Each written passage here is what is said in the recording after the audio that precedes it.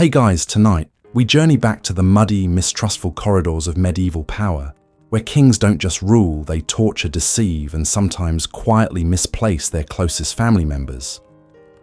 Imagine a castle so damp the walls drip like cold soup, and inside a man wearing a too tight crown is deciding whether you live another day. That's where you are now. And spoiler alert, you probably won't survive this. So before you get comfortable, take a moment to like the video and subscribe, but only if you genuinely enjoy what I do here. And hey, drop a comment with your location and local time. I love seeing how far this sleepy little kingdom of ours stretches. Now dim the lights, maybe turn on a fan for that soft background hum, and let's ease into tonight's journey together. You shuffle into the drafty hall of King John of England, and the first thing you notice is the absence of warmth. Not just in the hearth though, that's barely smouldering, but in the man himself. John's eyes scan the room like he's always expecting betrayal. He often is. It's 1199, and John has just become king after the death of his brother, the legendary Richard the Lionheart. But instead of cheers, he's met with skeptical murmurs. No one forgets that John once tried to snatch the throne while Richard was in captivity. That's right, while Big Bro was chained up in a dungeon. In Germany, John was at home auditioning for the crown, like it was a school play.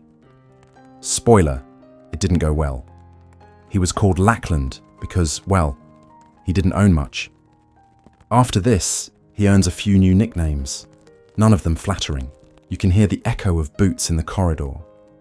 Someone's always being dragged away under John's rule. In fact, he's already eyeing his teenage nephew Arthur of Brittany, a boy with just enough royal blood to be a threat. Arthur's only 16, but that doesn't stop John from throwing him in a dungeon. The kid disappears not long after, and historians still argue whether John personally murdered him, ordered it, or simply let the guards go rogue. But the result is the same. A teenage prince lost to the dark. The nobles start whispering. The French crown sees an opportunity. And John. He tightens his grip. He seizes castles, imposes backbreaking taxes, and invents punishments that'd make even a seasoned torturer wince. One noble, William de Braose, falls out of favor. John demands a massive payment. William's wife refuses. So John locks her and her son in a tower and starves them to death. That slow, silent kind of cruelty that doesn't even need a sword. You smell the rot in the corridors of power. The walls reek of damp parchment and fear. And John, he's always writing. Letters to bishops, edicts, to sheriffs, accusations against anyone who looks at him funny. His reign becomes one long game of paranoia-fueled whack-a-mole. And unlike most kings, John actually reads the fine print on treason. But it's not all dungeons and tax slips. There's a strange moment of accidental greatness. In 1215, his bullying of the barons reaches such fever pitch that they force him to sign Magna Carta, a document that limits the king's power, basically the medieval version of "you're not the boss of me." Of course, John has no intention of following it. He signs with one hand and starts plotting with the other. A few months later, he's at war with his own nobles again. By now, even the church is fed up. Pope Innocent III literally excommunicates him. That's a medieval, blocked and reported. It means no sacraments, no support, and if you die, well, good luck on the judgment part. But John, being John, somehow manages to worm his way back into the Pope's good graces. He offers England itself as a papal fiefdom, basically, "Hey Pope, wanna own us? I'll be your vassal." And just like that, the Pope lifts the ban. Talk about a divine PR save. Still, nothing redeems John in the eyes of his own people. The barons eventually invite the French Prince Louis to invade. You know it's bad when your nobles would rather swap out you for a French guy. And John flees. He loses treasure in a bog, literally drops the royal jewels into the swamp, like some tragic cartoon king. That image sticks, drenched muddy, and now broke. He dies not long after in 1216, supposedly from dysentery. It's an inglorious end for a man who once fancied himself an emperor. He leaves behind a kingdom in chaos, and a son, Henry III, who gets to spend most of his reign trying to undo the damage. Modern historians try to cut John a bit of slack. They say the barons were power-hungry too. They mention how difficult it was to keep order in such a fractured feudal mess. But none of that excuses starving kids in towers, or turning castles into tombs, or demanding scutage attacks for not going to war so often it became a running joke. And here's the fringe detail: John was obsessed with astrology, not the fun kind either. The dark, medieval, when will I die kind. He allegedly refused to enter battle on certain days because of star alignments. Imagine checking your horoscope before declaring war. So what do you call a king like that? Cruel, cowardly, maybe just cursed. Even Shakespeare couldn't resist him penning a whole tragedy titled King John. Though even there he gets upstaged by the younger characters. Maybe that's fitting. Because in life he was always the brother, the uncle, the afterthought trying to wear a crown too heavy for his head. You leave his crumbling castle now. Behind you the torchlight flickers in narrow passages. Somewhere a forgotten cell door creaks shut. And in the distance you hear laughter, but it's the dry kind. The kind that echoes long after the joke's over. You don't walk through this next court, you tiptoe. The floor feels uneven, like someone's buried secrets beneath it. Because you've just entered the shadowed throne room of Charles VI of France, better known as Charles the Mad. And while other kings earned their cruelty with swords, Charles perfected a different brand of terror confusion. At first, everything looks normal. Gilded arches, velvet tapestries, perfumed courtiers smiling too wide. But watch their eyes, they never linger too long on the king. And when he speaks, they flinch, waiting to see which Charles has shown up today. The kind one who hands out coins to beggars, or the one who thinks he's made of glass and might shatter if you look at him wrong. Charles was only 11 when he became king in 1380. A child surrounded by uncles who smiled at him like wolves sizing up a calf. His early reign was mostly them ruling in his name, draining France's treasury faster than you can say fleur-de-lis. But by 17, Charles took control, and for a brief bright moment it seemed he might actually rule well. Then came the ride through Le Mans forest. Picture it, the king on horseback, banners fluttering, armor gleaming. Then out of nowhere, a servant drops a lance behind them with a loud clatter. Charles spins, draws his sword and attacks. Not the enemy, his own escort. He kills 4 men before they can subdue him. When he comes to, he has no memory of the attack. Just blood on his hands and questions in his eyes. That's the moment everything shifts. From that day on, the French court becomes a haunted house. Charles suffers recurring psychotic episodes. Sometimes he doesn't recognize his wife. Sometimes he runs screaming down hallways, believing he's being chased by enemies that aren't there. And yes, there's the infamous glass delusion, where he insists he's made of fragile crystal and wears reinforced clothing to avoid shattering. Historians still argue whether this was schizophrenia, bipolar disorder, or something no DSM code could ever capture. The court physicians don't help. Their treatments include bleeding potions of boiled herbs and the occasional prayer marathon. You can almost smell the burnt rosemary and old fear mingling in the corridors. But the real cruelty, it's not just Charles's mind. It's how his illness becomes the crown's playground. Behind his back, his uncles and cousins start slicing up France like a stale baguette. The Duke of Burgundy versus the Duke of Orléans. Blood feuds erupt in alleys and palaces alike. One of them, Louis of Orléans, even flirts with Charles's queen, Isabeau of Bavaria. Scandal. Yes, subtle, not remotely. The rivalry turns deadly in 1407, when Louis is straight up axed in the street by assassins. His blood stains the stones of Paris, and Charles, well, he might have cared if he'd been lucid, but he wasn't. So France falls further into chaos. And then there's the most surreal moment, the Bal des Ardents, the Ball of the Burning Men. It sounds like a rave, but it's really a masquerade gone murderously wrong. Charles and some friends dress up as wild men, covering themselves in pitch and feathers. Great party right, until a torch gets too close and 4 men are roasted alive in front of the Queen. Charles barely survives. You can still smell the singed hair centuries later. Here's your quirky fact. After that disaster, bonfires were temporarily banned in Paris parties. Yes, medieval fire safety brought to you by a royal near BBQ. The 100 Years' War worsens everything. France is already bleeding from internal strife, and England sees a golden opportunity. Enter Henry V. You know that Henry, the one from Shakespeare. In 1415, he demolishes the French army at Agincourt. Thousands of knights trapped in mud, cut down like wheat. And Charles. He's locked in a tower, murmuring to walls while courtiers use his name to issue contradictory orders. In 1420, the Treaty of Troyes is signed, possibly the most humiliating peace ever. It disinherits Charles's own son, the Dauphin, and declares Henry V as heir to the French throne, all while Charles's name is still on the royal seal. Technically, he agreed to give his crown to his enemy. Though whether he understood what he was doing is a scholarly debate still argued today. Isabeau signs it too. Whether out of desperation or ambition, no one knows. Some say she betrayed France. Others say she saved it from total collapse. Either way, the country splits like a cracked mirror. Armagnacs versus Burgundians, each claiming to speak for a king who's talking to chairs. Charles VI finally dies in 1422. Not with a roar, but a whimper. He's buried in Saint-Denis, but honestly, France breathes a sigh of relief.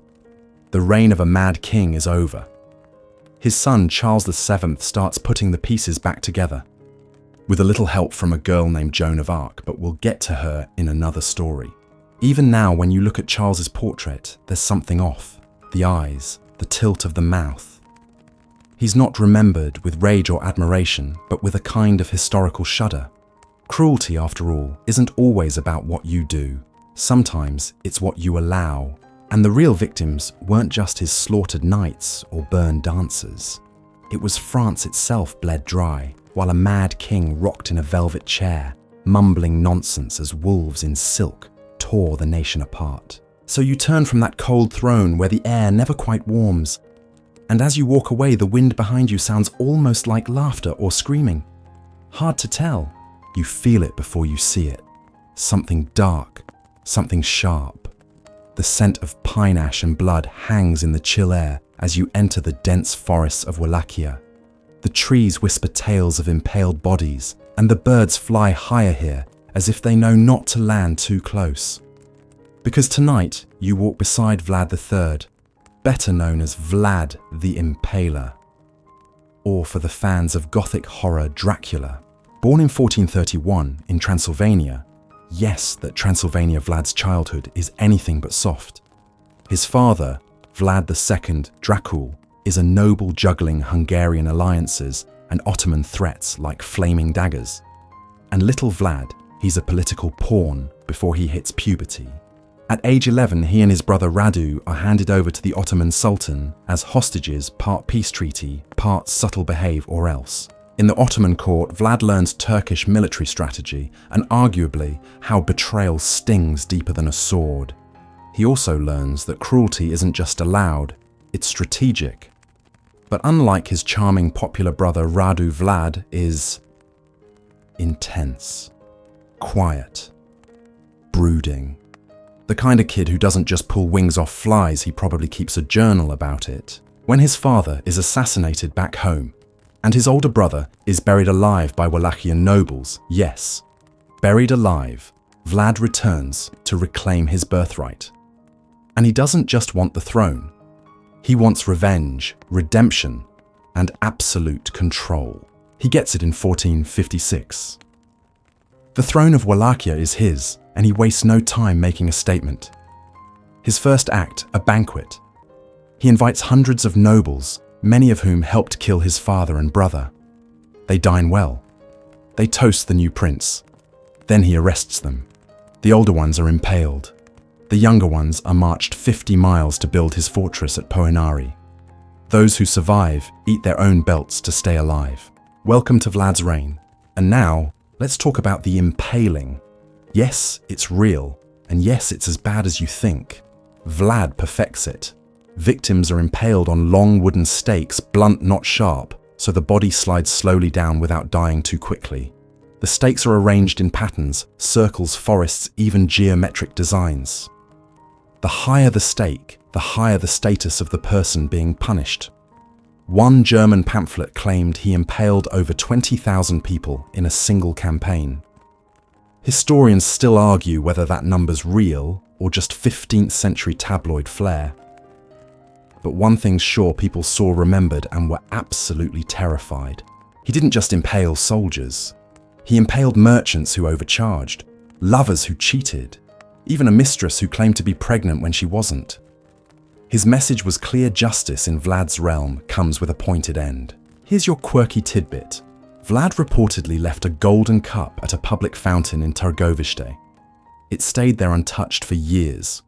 Why? Because even thieves knew better. In Vlad's Wallachia, crime wasn't just punished. It was punished publicly, creatively, and with maximal psychological trauma. But Vlad wasn't cruel for cruelty's sake, at least not entirely.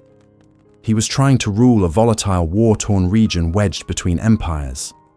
The Ottomans to the south, the Hungarians to the north.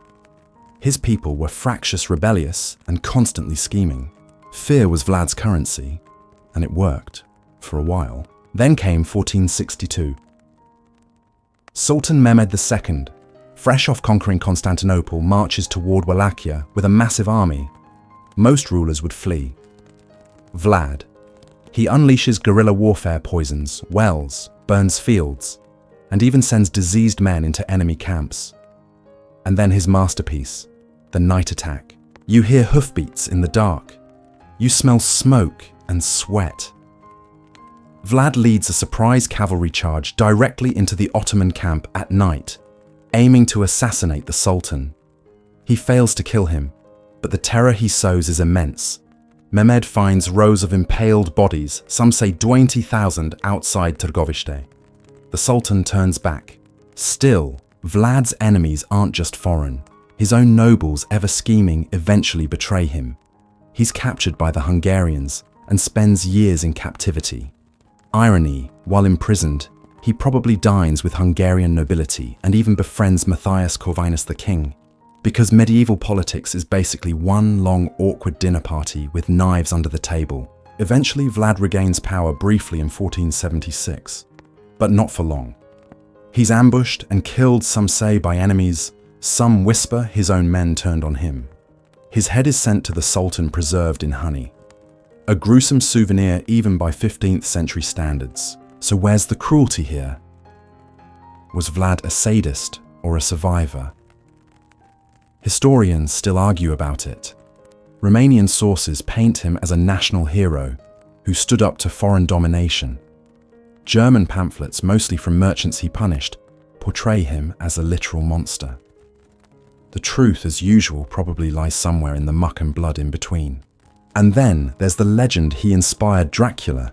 Bram Stoker took the name the Transylvanian setting and sprinkled in some vampire lore. But the real Vlad was more terrifying than any fictional count, because he didn't need fangs to drain life, just a wooden stake and a message: obey or be art. As you step back from the blood-soaked ground, you notice the silence. No birds, no whispers, just the soft creak of wind passing through the stakes. And in that stillness, you wonder, was Vlad the Impaler a product of his time? Or did he shape the time to fit his nightmare? Either way, you keep walking, slowly, and never with your back turned. The dust here never settles. You feel it grind between your teeth, clinging to your tongue with a taste like dried iron. You've crossed from Europe to the Middle East, and now the heat presses against your skin like judgment. Welcome to the world of Al-Hakim bi-Amr Allah, Caliph of the Fatimid dynasty in Cairo, and one of the most perplexing and, yes, cruel rulers the medieval Islamic world ever endured. He doesn't look like a tyrant at first glance. Born in 985, Al-Hakim is just 11 when he inherits the caliphate. Think about that, barely old enough to write poetry, yet he controls a kingdom that spans Egypt, North Africa, and the Levant. At first he rules under a regent, but by age 15 he grabs the reins himself, and the ride gets bumpy. Very bumpy. Al-Hakim starts with reforms. He lowers taxes, improves trade, even opens Islamic schools and libraries. For a brief time, people call him just and wise. But then, just like flipping a coin, his rule turns into something darker. And the deeper you go, the more surreal it becomes. Let's start. Light al-Hakim bans grapes, not wine grapes. Then he bans watercress. Then he bans shellfish. And after that, women from appearing in public baths. No big deal. Sure, until it escalates. Soon, women can't leave their homes at all, not even with veils. Shoemakers are forbidden from crafting women's shoes. The message is clear: no feet, no freedom. He doesn't stop there. Al-Hakim bans chess music and singing. He bans meat during certain days of the week. Then he mandates nightly patrols to ensure people are behaving. Imagine trying to sneak a grilled shrimp while some guy with a spear is checking if your sandals are government approved. Quirky fact for you. During one of his stranger phases, Al-Hakim apparently tried to regulate how much daylight people got. He ordered merchants to shut shops early and banned nighttime work, effectively forcing Cairo to live by his own circadian rhythm. But the cruelty wasn't quirky for long. Christian and Jewish populations in Cairo had once lived relatively freely under Fatimid rule. That changed under Al-Hakim. In 1004, he bans Christian celebrations like Epiphany and Easter. In 1009, he goes further, much further. He orders the complete destruction of the Church of the Holy Sepulchre in Jerusalem, one of Christianity's holiest sites. That act ripples far beyond Cairo. Historians still argue whether this destruction helped plant seeds for the First Crusade decades later. But the shock across Christendom was instant, and back in Egypt, Christians are forced to wear large crosses around their necks. Jews are given heavy wooden calf necklaces. Both groups face public humiliation, restricted jobs, and sudden arrests. Then, there are the executions of noble scholars, even palace servants. One day, Al-Hakim praises a vizier. The next, that same man is publicly flayed. He once had palace guards slit the throats of dogs because their barking annoyed him. No joke. And yet, there's a twist. Some worship him. Yes, truly. In the mountains of Lebanon, a new sect emerges that believes Al-Hakim isn't just a man, he's divine. They believe he's an incarnation of God, sent to lead the faithful into cosmic unity. These followers eventually become the Druze, a secretive religious group that still exists today. Now pause and process that while he's banning melons and executing bakers, other people are kneeling before him, whispering prayers. If that's not a medieval paradox, what is? He even builds a massive house of wisdom, Dar al-Hikmah, stocked with books, scholars and scrolls. His regime funds astronomers and philosophers. You could be writing poetry about moonlight on Tuesday and be on a torture rack by Thursday. Cairo becomes a city of whispers. People walk carefully, speak softly, look over their shoulders before they hum a tune or drink from a banned water source. It's not just fear of death, it's fear of absurdity. One wrong color of clothing, one misquoted verse, and you're gone. Then in 1021, Al-Hakim disappears, vanishes. His donkey returns without him, saddle wet with blood. Some say he was assassinated by his sister Sit al-Mulk. Others believe he faked his death and wandered into the mountains. The Druze insist he never died at all. They say he entered occultation, a kind of holy hiding, and will return at the end of time. There's still a mosque in Cairo bearing his name. It stands like a question mark in stone. So where does the cruelty lie? In the randomness, the unpredictability, the way law becomes whim and whim becomes doctrine. In Al-Hakim's world, order is illusion, and your life might hinge on whether he woke up that day craving radishes or divine vengeance. People compare him to Caligula, to Nero, but unlike those emperors, Al-Hakim cloaked his madness in philosophy, in metaphysics. He wasn't a fool, he was a philosopher king with a dagger under his scroll. And now, as you walk away from the ghost of his court, you feel unsteady. Not because of the dust, but because his story rattles something deep. The realization that the most dangerous rulers aren't always the loudest. Sometimes they come draped in silence, speaking softly about light and truth while darkness curls behind their teeth. You pass through a veil of mist, and the air thickens sweet and foul, like perfume spilled on something rotten. Now you're in Paris, but not the romantic moonlit Paris of accordion music and candlelit cafes. No, this is the 14th century. There are no croissants. There is no Eiffel Tower. What there is a teenage king with a crown too big for his head and shadows leaking from the corners of his mind. This is Charles VI of France, called Charles the Beloved in the beginning, but Charles the Mad by the end. He's crowned at just 11 years old, but real power doesn't come until he's 20. And at first, things look promising. Charles is handsome, athletic, even charismatic. He throws elaborate tournaments, rides with his knights, and tries to unify a fractured France still licking wounds from the 100 Years' War. His court is lavish, his robes velvet, his hair always just so. But the cracks start early. A strange aggression, sudden memory lapses, insomnia that stretches for days. And then one summer day in 1392, everything changes. Charles is riding through a forest with his knights headed toward Brittany to punish a traitor. The heat is stifling the horses, restless. Suddenly, a man, barefoot, wild-eyed, leaps from the woods and grabs the king's bridle, shrieking, "Don't ride any farther, noble king, you are betrayed." He's dragged off beaten and the journey continues. But the seed is planted. That afternoon in a clearing baked under the sun, Charles snaps. A knight drops a lance. The clatter echoes. Charles draws his sword and attacks. He kills 4 of his own men before being wrestled to the ground. His eyes are vacant. His mouth foams. When he finally collapses, he doesn't recognize his wife, his children, or even his own name. Welcome to Charles's first full psychotic break. From here, it only gets worse. Charles begins slipping in and out of delusions. Sometimes he believes he's made of glass. Truly. He has iron rods sewn into his clothes to protect himself from shattering.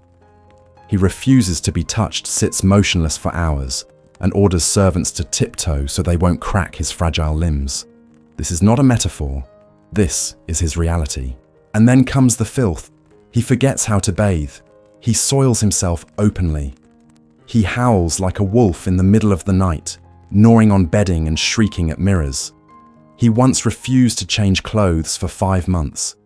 And through it all, he remains King of France. Now, the real cruelty here isn't in what Charles does to others, but in what others do while he's spiraling. France becomes a chessboard of opportunists.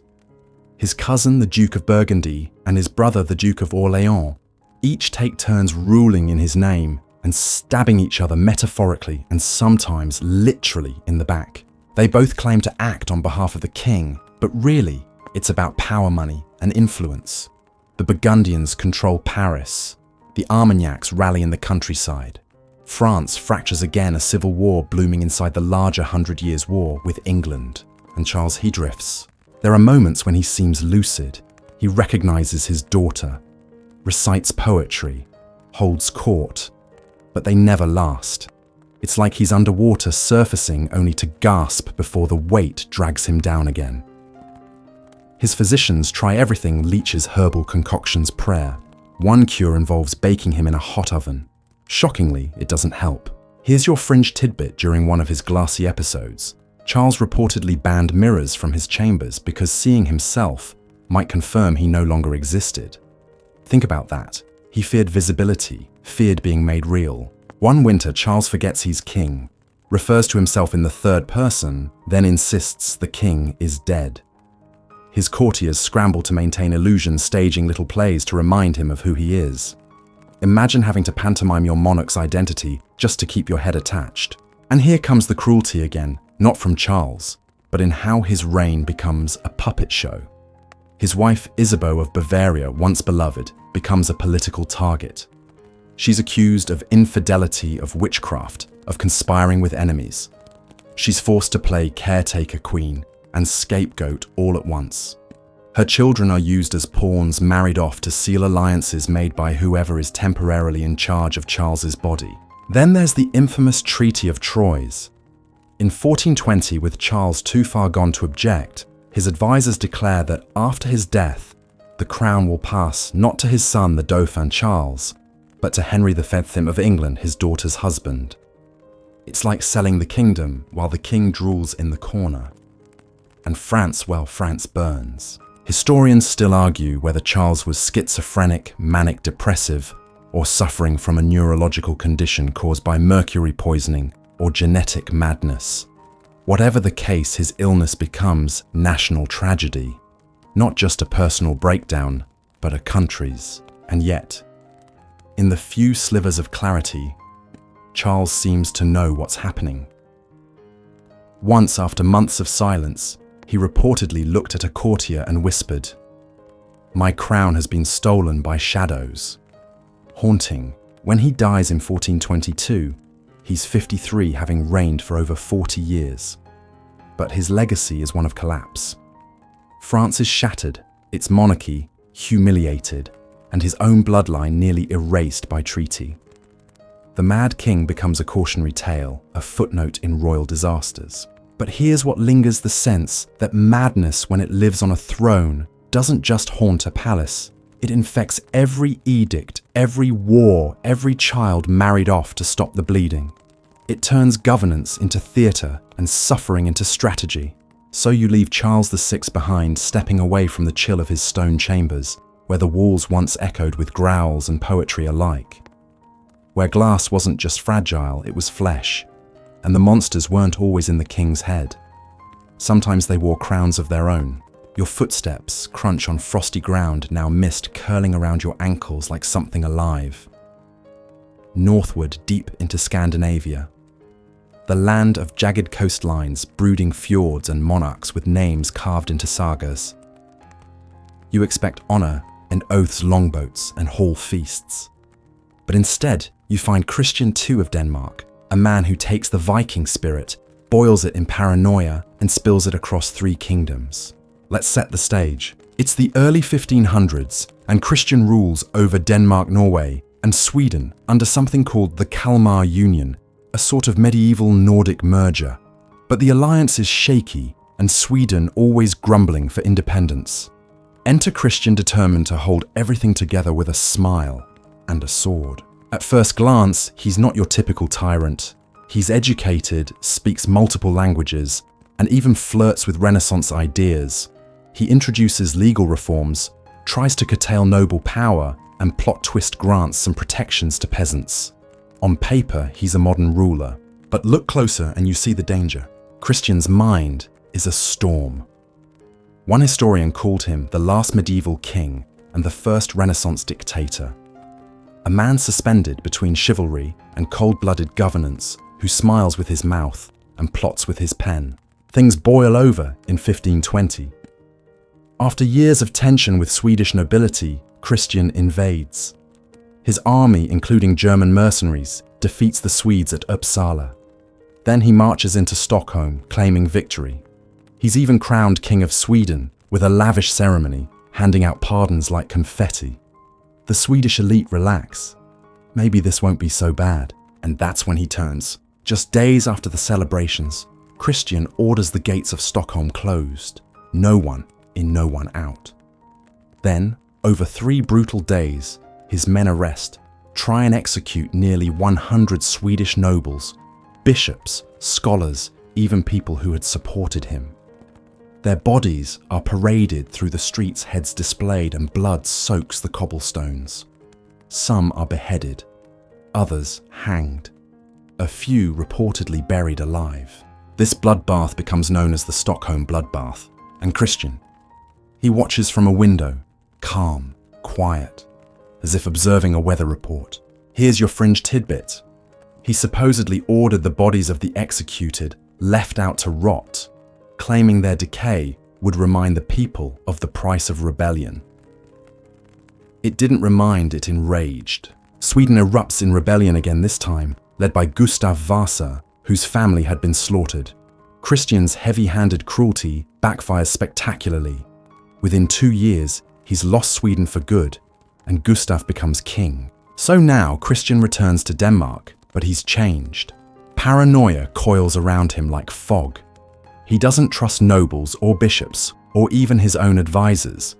He installs foreign loyalists, including Dutch merchants and Germans, which inflames the Danish elite. He begins purging his court. Friends vanish overnight. Executions become regular punctuation. His own wife, Isabella of Austria, grows distant, and his mistress, Dyveke Sigbritsdatter, becomes a central figure. Dyveke's mother, Sigbrit, a merchant's widow with no noble blood, gains enormous power behind the scenes. She essentially runs the economy. This, of course, enrages the Danish aristocracy. They hate being bossed around by a woman who once sold oranges in Bergen, but Christian stands by her. In fact, when Dyveke mysteriously dies, possibly poisoned, Christian loses what little composure he had left. He executes a nobleman, Torben Oxe, whom he thinks was responsible. No trial, just an accusation and a swift blade. And from there it's a downward spiral. The nobles revolt. The Catholic Church turns on him. Even his allies whisper behind his back. By 1523, he's overthrown by his own uncle, Frederick I. Christian flees Denmark in disgrace, exiled with a small band of followers and apparently a few trunks of gold teeth pulled from executed prisoners. Yes, really. But he doesn't give up. In a move that feels more theatrical than strategic, Christian gathers a ragtag army and sails back toward Norway in 1531, hoping to retake his throne. He promises reform clemency, a kinder rule, but no one buys it. He's captured and handed over to his enemies. And here's the twist: they don't execute him. They imprison him, not for a month, not a year, but for nearly 3 decades. Christian II lives the rest of his life in various Danish castles, a king in name only locked away, while Europe changes around him. Martin Luther, the Reformation. The rise of modern statecraft. Christian watches it all from behind bars. During his imprisonment, he writes letters, some poetic, some unhinged. He talks of redemption, of visions of dreams, where he still sits on a throne. But those dreams never come true. He dies in 1559, aged 78, forgotten by most, feared by a few. And that's the legacy of Christian II. Not just the Stockholm bloodbath, though, that's the headline. The real cruelty is how quickly he shifted from reformer to butcher, from philosopher king to paranoid tyrant. He thought he could rule through fear and survive on charm. But terror burns bridges.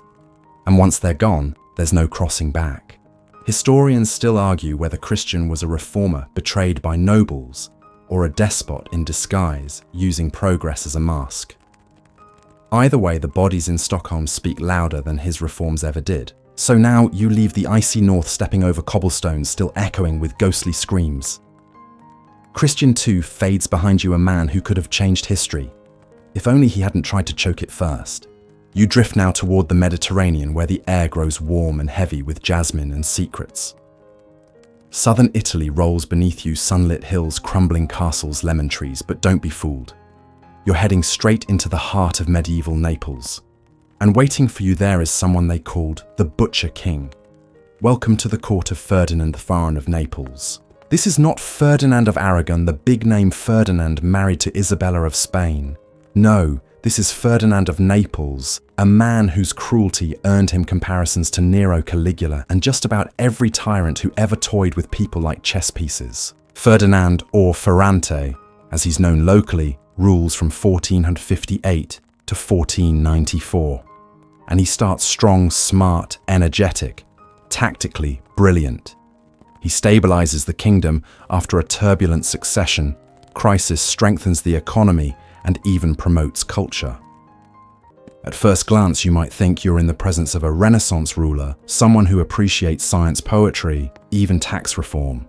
But then you notice the dungeons. Hidden beneath his palaces are intricate systems of tunnels and cells, some filled with chains, others with spikes, one rumored to be entirely soundproof so screams don't escape. Ferdinand isn't just paranoid. He's a connoisseur of vengeance. He collects his enemies like fine wine and lets them ferment. Here's where it gets delightfully disturbing. Whenever someone plots against him, and people do often, he doesn't just execute them. Oh no, That's too boring. He lures them in, pretends to forgive them, hosts a banquet, toasts to peace, smiles like a long-lost uncle, and then they disappear. Down into the stone belly of his palace they go, often shackled, sometimes blindfolded. Months, even years pass. No one speaks of them. The court tiptoes on eggshells, and then just when you think they've been forgotten, Ferdinand holds another party, and he brings them out. Not alive, not quite. He unveils their embalmed corpses dressed in fine robes posed at the dinner table like guests of honor. Imagine sipping wine while your cousin who tried to poison the king 6 years ago sits across from you with glassy, taxidermied eyes. That's not just cruelty, that's performance art. Mainstream historians confirm the embalming, by the way. Ferrante kept a collection of preserved traitors, his own little wax museum of warning. Some say he had up to 20 bodies perfectly preserved brought out on feast days to remind the nobles what happened to disloyal men. You wonder what dinner conversation must have sounded like at that table. Ferdinand's court is a study in contrasts. On the one hand, it sparkles with artists, architects, diplomats. He builds libraries, funds, translations of Greek texts, and hosts some of the sharpest minds in Europe. But step too far out of line, and suddenly your name disappears from records. Your estate seized. Your wife mysteriously remarried to a loyalist. He doesn't shout, he doesn't rage, he just waits. Here's your quirky fringe tidbit. Ferdinand was obsessed with astrology. He wouldn't sign treaties or attend meetings unless the stars were favorable. One report claims he postponed a critical battle because Mercury was in retrograde. Spoiler, the delay cost him a strategic city. But hey, no hard feelings, he just executed the general who suggested fighting anyway. And yes, he fought a lot. Naples is a juicy prize, and everyone wants a bite, especially the French. Ferdinand defends his throne multiple times, most notably against the invasion of Charles VIII of France. He wins through cunning bribery and occasionally just plain disappearing opponents in the middle of the night. Now, despite all the terror, some subjects genuinely admire him. He keeps bandits in check, maintains infrastructure, even initiates land reforms that help the common folk. To peasants, he's more stable than sympathetic, but they know better than to speak out. You praise Ferrante when asked, or you vanish. Historians still argue whether Ferdinand's cruelty was strategic or compulsive. Was he just reacting to a dangerous time, or did he genuinely enjoy the control? His embalming hobby certainly suggests the latter. But some scholars note he never unleashed violence blindly, only when he felt threatened, which, to be fair, was frequently. And then there's the family drama. Ferrante's own son, Alfonso, grows up in the glow and the shadow of his father. By the end of Ferdinand's reign, Alfonso inherits not just a throne, but a palace filled with mummified warnings. You can almost imagine his internal monologue. Thanks, Dad. No pressure. As Ferrante ages, he becomes more reclusive, still sharp, still deadly, but quieter. His enemies are fewer, mostly because most are dead. By the time he dies in 1494, Naples has become both a Renaissance jewel and a pressure cooker. His court breathes a cautious sigh of relief, and then ironically Naples falls apart. The French invade. The nobles rebel. All the terror Ferrante used to hold the kingdom together gone. Without his paranoia, Naples becomes a mess of competing factions. You realize perhaps that his cruelty was also glue-twisted, yes, but effective. So now you step out of the Neapolitan palace, the flicker of torchlight reflecting off preserved eyes and skeletal grins. Ferdinand, I remains behind you, smiling forever, in portraits lurking forever in footnotes. A king who turned embalming into a political tool and fear into a throne room centerpiece. As you walk away, you wonder, was it better to be ruled by someone cruel and cunning, or kind and powerless? The wind in the olive groves offers no answer.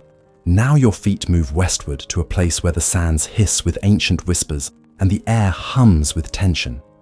North Africa, home of desert's minarets, and a monarch so terrifying, He made neighboring kings offer tributes just to be left alone. You've arrived in the golden palaces of Morocco, face to face with Sultan Moulay Ismail, the bloodthirsty king. He ruled from 1672 to 1727. That's 55 years, one of the longest reigns in history. And every single year drenched in cruelty, ambition, and the iron will of a man who believed God put him on earth to rule through terror. Moulay Ismail, founder of the Alawite dynasty, didn't just want to control Morocco. He wanted to reshape it, every grain of sand, every city gate, every soul. His first act, crushing rebellion. He personally led armies to silence rival tribes. Cities were razed, entire families extinguished. His message was clear: obedience or extinction. And the executions, they weren't quiet. He'd impale rebels on long stakes outside city walls, their bodies left to rot under the sun. Heads decorated entrances. Eyeballs, according to one traveller, were sometimes scooped out and sent to surviving relatives as, let's call it, a conversation starter. But wait, it gets better. He had a black slave army known as the Abid al-Bukhari, not just a few guards. We're talking 150,000 enslaved men, trained from childhood, fiercely loyal. He imported women from across West Africa to birth this army. Some estimates claim he fathered over 1,000 children. The Guinness World Records has him as the most prolific father in human history. You're not dreaming. That's real. His harem reportedly included over 500 concubines. If one looked sideways, even once, she might be buried alive. Eunuchs ran the palace like a military base, ensuring strict control. Historians still argue whether this structure made Morocco more stable or simply more terrifying. One mainstream fact: his capital, Meknes, became known as the Versailles of North Africa. Moulay ordered a city of grandeur. Palaces, mosques, massive granaries, stables, for 12,000 horses, all built by slaves, war captives, and conscripted laborers. If you slowed down, you were whipped.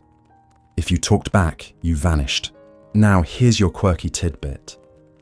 Some stories say Moulay loved to test his swords by slicing through prisoners in a single blow. One legend claims he once decapitated 6 prisoners with one swing. Probably exaggerated, but it tells you everything about the man's image management.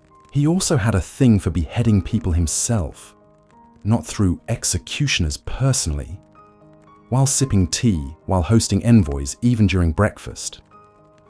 An ambassador from France once described watching him calmly speak about diplomacy while casually killing a servant who had spilled a tray. And speaking of France, Louis XIV, the son. King himself got a polite letter from Moulay once. The letter included a marriage proposal to Louis's daughter. Moulay Ismail wanted a royal alliance. Louis declined. Moulay responded with a note saying, France must be decadent and weak, and then raised tariffs on French goods. For decades, European envoys tried negotiating with him. Most left quickly. Some never left at all. One was reportedly kept in a cell for 22 years, emerging toothless, white-haired, and nearly blind. His crime delivering news the Sultan didn't like. And yes, this man built things. He modernized Morocco's army, strengthened fortresses, opened ports, crushed pirates when it suited him. His empire was feared and respected. But the cost. Oh, the cost. One chronicler estimates 30,000 people were killed during construction of his palace complex alone. That's more than the population of some cities back then. And the pace of killing never slowed. Public executions were weekly affairs, sometimes just to keep fear fresh. Here's another little wrinkle. Despite all this, some historians argue Moulay Ismail brought unprecedented unity and order to Morocco. Before him, it was tribal chaos. After him, a centralized, brutal but functioning kingdom. So was he a necessary evil, a cruel reformer? Or just a man drunk on power and blood? Scholars debate this like it's a medieval morality puzzle. Toward the end of his life, the killings didn't stop. If anything, they became more erratic.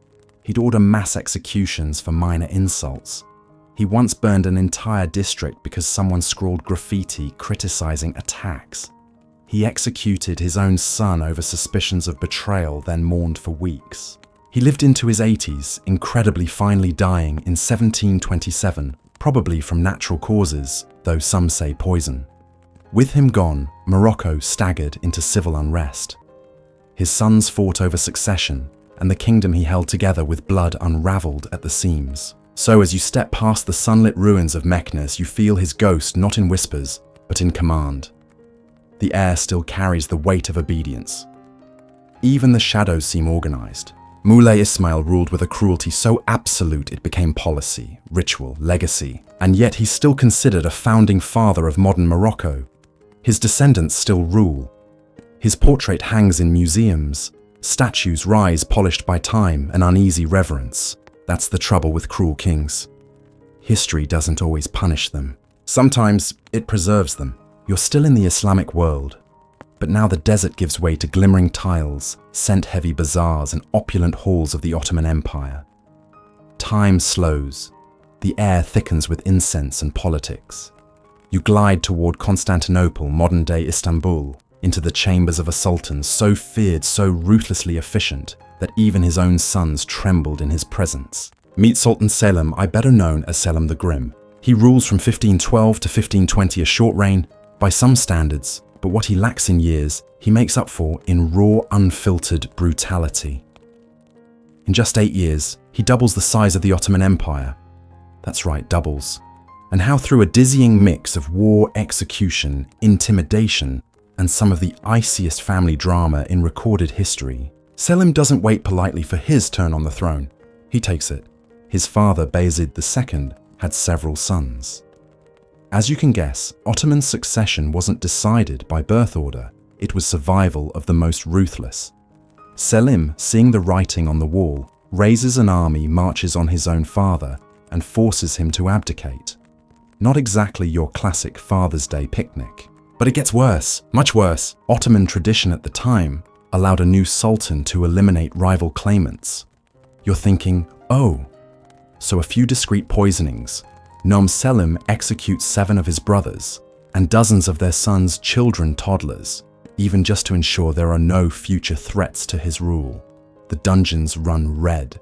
The palace servants walk quietly. No one laughs too loudly. Your mainstream historical fact, Selim, was the first Ottoman ruler to assume the title of Caliph Supreme, religious leader of the Islamic world, after conquering Egypt and the remnants of the Abbasid Caliphate. This wasn't just a title. It gave him spiritual clout across the Muslim world, and oh boy did he wield it like a club. His military campaigns are as ruthless as his family politics. In 1514, he invades Persia to fight the Safavid Empire. The Battle of Chaldiran is legendary cannons versus cavalry, Ottoman discipline versus Safavid zeal. Selim wins decisively and adds eastern Anatolia to his realm. But before marching, he orders the mass execution of tens of thousands of Alevis and Shiites in his own lands. The number is debated, but estimates hover around 40,000. His reasoning: they're potential traitors, supporters of the Persian enemy.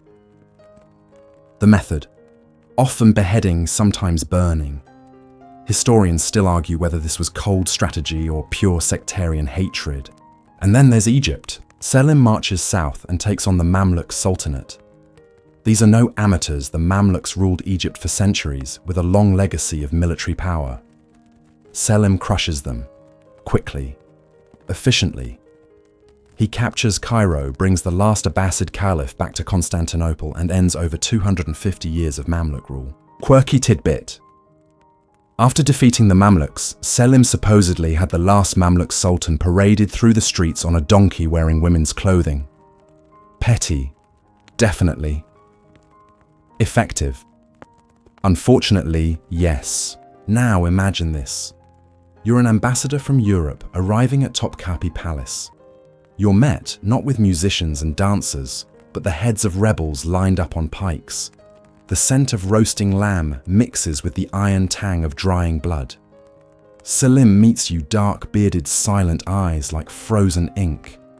You speak. He nods. You fumble your words. He blinks. You hear a distant scream and decide, yes, trade treaties sound excellent, no need to delay. Yet here's the thing, Selim isn't unhinged. He's meticulous. His brutality is targeted. Cold, yes, but calculated. He reforms taxation, builds mosques, secures trade routes, and modernizes the army. The empire under him isn't just larger, it's sharper, faster, more centralized. But no one feels safe, not even his own son. That son is Suleiman, who eventually earns the nickname the Magnificent. But before that, he lives under constant threat. He keeps his advisors close and his boots laced. After all, when your dad murders your uncle's cousins and 7 brothers to become king, you sleep with one eye open. And here's where the scholarly debate kicks in. Was Selim's cruelty a necessary evil to stabilize the Ottomans during a volatile time? Or did he go further than anyone before him, setting a precedent for the dynasty's darkest moments? Some historians argue he was simply playing by the rules. Others say he rewrote them in blood. You pause now at the edge of Selim's mausoleum in Istanbul. It's beautiful, elegant Arabic calligraphy, gold leaf, and soft light filtering through colored glass.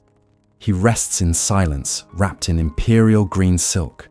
No heads, no screams, just stillness. But the walls remember. Selim, the Grim, ruled for only 8 years, yet his shadow stretches across centuries. He centralized power, crushed rebellion, rewrote empire boundaries, and normalized execution as family management. So when you read about Ottoman glories, golden domes, fragrant gardens, tiled courtyards, remember the hand that forged them sometimes dripped with blood, and sometimes it smiled while doing so. Your boots now press into icy dirt. You've moved north, far north, into the misty lands of fjords, long nights, and legends wrapped in wolf pelts. This is Scandinavia, but not the peaceful IKEA version. No. This is 16th century Sweden, where the air crackles with cold steel and colder ambition. You're entering the realm of King Erik the Forty, a monarch so paranoid, so erratic, that even his breakfast feared him. Erik reigns from 1560 to 1568, a brief but chaotic chapter in Swedish history.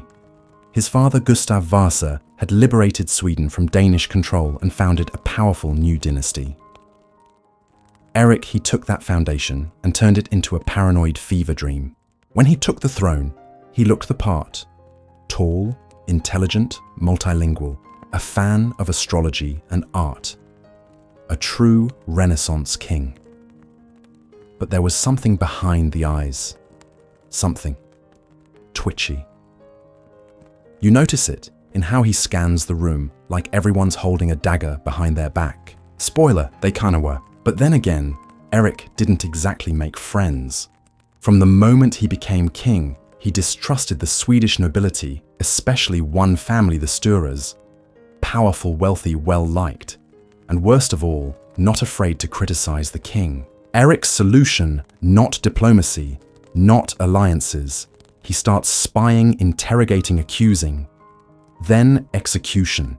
In 1567, he orders the Stura murders, a bloody moment that defines his reign. He arrests several members of the family, holds them in Uppsala Castle, and in a fit of rage possibly, during a full-on psychotic break, kills them himself. Yes, personally, sword in hand. One victim, Nils Stura, had already been stabbed and left for dead. Erik reportedly returned, leaned over the body and stabbed him again, just to be sure. His court stood frozen. His advisors quietly moved their valuables to safer places. Mainstream historical fact. The Stura murders led to massive political fallout. Nobles began openly plotting against Erik. His own brothers, especially John, saw an opportunity. The crown was suddenly up for grabs. But before we go full Game of Thrones, let's back up. Because Erik didn't start this paranoid. He was actually brilliant in many ways. He worked on a new Swedish legal code. He introduced state-sponsored education. He supported the arts. And he really wanted to marry Elizabeth Ryan of England.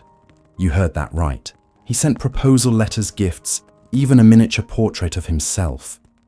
Elizabeth politely declined. Several times. Historians still argue whether this was an ambitious diplomatic play or a lonely king shooting his shot. Either way, he didn't take rejection well. Quirky tidbit. After being rejected by Queen Elizabeth, Erik secretly married a commoner named Karin Mundsdotter, a lady-in-waiting. Their wedding caused a scandal. A king marrying a peasant. Nobles were outraged. The court, already on edge from the murders, now simmered with rumors of witchcraft, mind control, or madness. And speaking of madness, Erik's mental state deteriorated rapidly. He became obsessed with poison. He thought his food was laced. He'd refuse meals, then suddenly demand feasts. He'd accuse his closest allies of treason, exile them, then beg for their forgiveness days later. One time he imprisoned his brother John for disloyalty, only to later release him and invite him to dinner. That same night, tried to poison him. The wine was switched by a servant at the last moment. Oops. Eventually, even Erik's bodyguards had enough. In 1568, his brother John finally launched a coup.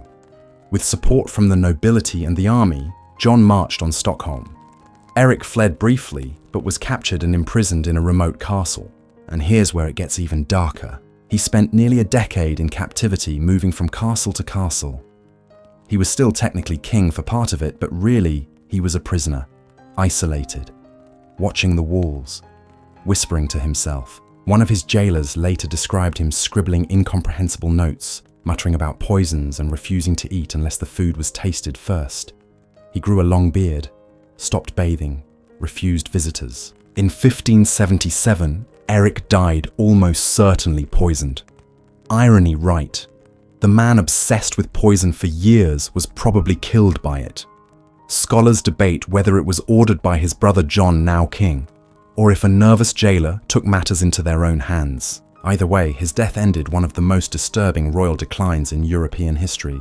But here's the odd legacy. Erik XIV wasn't just mad. He was a visionary, a patron of the arts, a law reformer. He saw Sweden's potential before others did. He just couldn't stop seeing ghosts in every mirror. His story sparks scholarly debate even today. Was he truly insane beyond help? Or was he a sensitive, intelligent man, crushed by the weight of a throne he never wanted? Some historians argue he suffered from paranoid schizophrenia, though of course that diagnosis didn't exist back then. Others suggest mercury poisoning from treatments he received for syphilis may have pushed him over the edge. It's hard to say. But one thing is clear, cruelty and madness danced hand in hand in his court. Now you walk away from the crumbling stones of his last prison. Snow crunches underfoot, the wind howls through the pines, and somewhere a raven calls into the dark. You don't turn back, you've seen enough. Erik IV reminds you that not all cruelty is calculated. Sometimes it bubbles up from within, chaotic, unpredictable, and sharp as a dagger in the night. You're not in Europe anymore. The air feels heavier, smells spicier, thick with incense and sweat. You hear the clang of metal, the hiss of silk robes brushing palace floors, and the distant cry of a tortured prisoner. You've arrived in India, specifically at the towering red fort of Delhi, seat of the mighty Mughal Empire. Tonight's host, Aurangzeb, the 6th emperor of the Mughals. And if you're expecting lush poetry, grand feasts, or a gentle philosopher king, prepare for whiplash. Because Aurangzeb is a man who prays hard, fights harder, and never ever forgives. He rules from 1658 to 1707. That's nearly 50 years on the throne, which makes him one of the longest ruling emperors in Indian history. And in that half century, he doesn't just hold power, he expands it. Vastly. Under his rule, the Mughal Empire reaches its greatest territorial extent, stretching across nearly the entire Indian subcontinent. But how he achieves this? That's where the shadow falls. Aurangzeb doesn't inherit the throne peacefully. No, he steals it with blood. His father, Shah Jahan, the guy who built the Taj Mahal, falls ill in 1657. And suddenly 4 royal brothers begin circling like vultures. It's the Mughal version of musical chairs, but with armies and beheadings. Aurangzeb defeats his older brother Dara Shikoh, who was the heir apparent and a popular liberal-minded Sufi. He then executes him, parades his severed head to their imprisoned father, and declares himself emperor. You know, as one does when you want to keep family bonds strong. Mainstream historical fact, Aurangzeb's reign sees more than just expansion. He reinstates the jizya tax, a tax on non-Muslims, that his predecessors had removed. This marks a sharp return to religious conservatism.